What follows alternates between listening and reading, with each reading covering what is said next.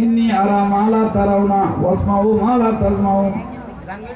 ওয়াইসুল করণে যদি face to face আমি নবীকে চোখে দেখতো, কলিজা চিরে গোর্দা চিরে মদিনায় ঘরে থাকতো।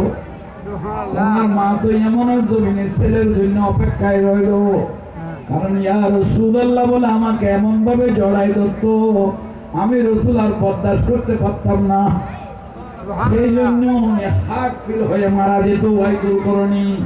ওনার একদম বুড়া মা ইয়ামনের জমিনে ছেলের জন্য বসে থাকে, ছেলে আসবে, বাবা তাড়াতাড়ি রসুলকে দেখে তাড়াতাড়ি চলে আসিও। কিন্তু ওয়াইসুল করণী যদি মদিনায় যদি মারা যায়, বেহুশ হয়ে হার্ট ফেল হয়ে যদি মারা যায়, গোর্দা ছিঁড়ে যদি মারা যায়, ওনার বুড়া মাকে আমি রসুল কি জবাব দেব? সেই জন্য আমি নবী ওয়াইসুল করণীর সাথে কি করি নাই, দেখা করি নাই।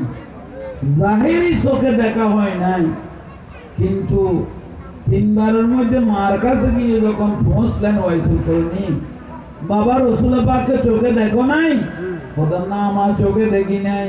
তো চলে আসলি কেন? আরো এক সপ্তাহ থাকতে মদিনায়।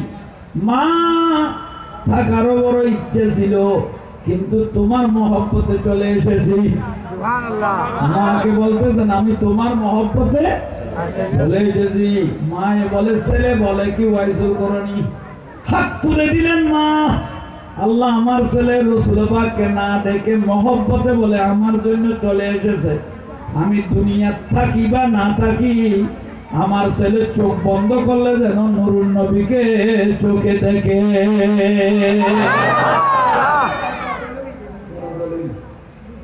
দোয়া করে দিলেন, মা দোয়া কবুল, মা বাবার দোয়া কবুল, নবীদের দোয়া কবুল, মুসাফিরের দোয়া কবুল, মুসলিমদের দোয়া কবুল। এই চারজনের দোয়া আসমানে জমিনে লটকে থাকে না, ডাইরেক্ট দোয়া কবুল।